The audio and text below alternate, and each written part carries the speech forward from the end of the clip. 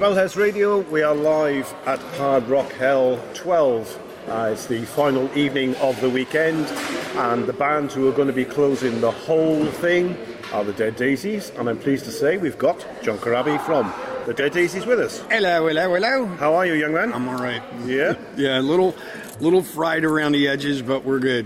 Any reason, or shouldn't I ask? Well, no, we've been touring since in March, and literally, I think 4 days ago, 5 days ago, 4 days ago, I was on a boat in the Bahamas with Kiss.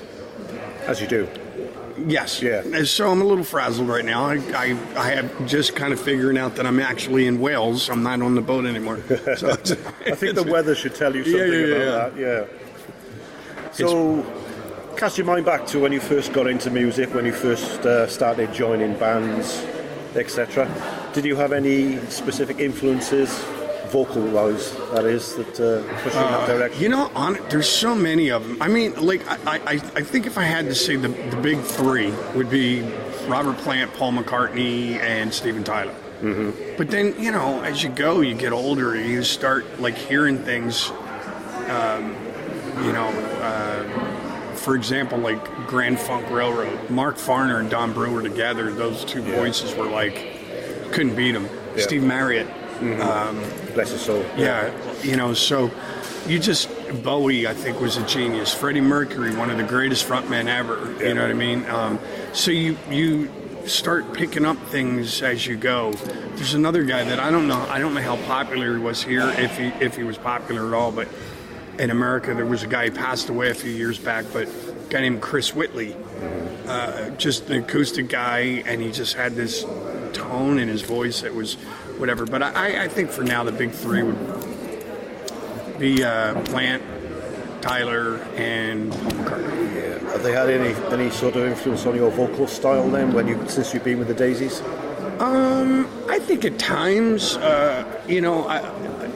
there's for example, we do a song called "Last Time I Saw the Sun," and I think I approach it, and as soon as you hear the song, like, for me, I hear it, I get a vibe from it, and I go, Aerosmith.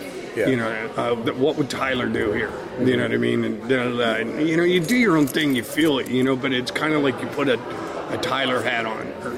You know, I had a song called "Man in the Moon" with the Scream, and I was like, what would I do here? It's very Zeppelin-esque. I put my Robert Plant, you know, what would Plant do in some of these phrases or whatever? You know, see, it's like, it's weird. Like, that's what I was saying. As you go through the music business, especially being in a cover band,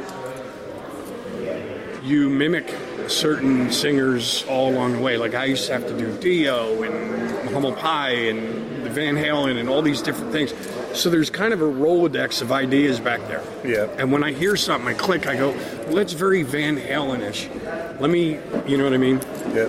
So if something comes off, if something I do sounds like or resembles, it's just this Rolodex I have in the back of my brain, you know. Will you be doing Midnight Moses in the set tonight?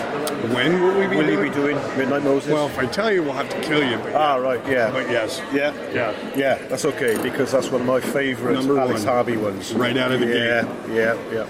On about the Scream, when you left the Scream to join Crew, it must have been a hell of a step up in lifestyle, in everything that was happening around you. How did you manage to set yourself into that? It was a little weird. Look, you know, I was living in a one-bedroom apartment in Hollywood with 2 kids, a wife, you know, dog, whatever, and Motley. I was happy with the Scream. Musically, I thought it was a great band. We were having fun. We were kicking ass. And we were definitely on the rise. And then Motley called, and even the Scream guys said, dude, you need to do this. My son he was little at the time. He was just diagnosed with diabetes. So they're like, this is your way of stepping up to the next level, but being able to take care of your whole family. Yeah. Like, you're crazy if you don't do this. You know, so I did it. And, but it was hard. Like, the adjusting was hard because I never saw anybody, like, just they were so frivolous with money and just lifestyle, you know, and I just, there was a lot of things I didn't understand. Yeah. Do you know what I mean? Nor would anybody, I think, you know, being in the situations that we're in. You know, you work hard for your money, I work hard for my money, and it's just, I don't understand the concept of just throwing it away, basically, because you can. In some ways, yeah. You know, I remember we were recording something, and Nicky got very upset with a piece of equipment, and he yanked it out of it was like a rack. He yanked it out of the rack, took it out into his yard, grabbed the pistol, and shot it like 3 times. And I remember Scott Humphrey looking at me going, dude, that piece of gear that he just shot was like $6,000. And I went, like, are you kidding me? And then he went and he bought another one. And I'm like, okay. You know what I mean? And it was just frivolous shit all the time, and I just didn't understand that.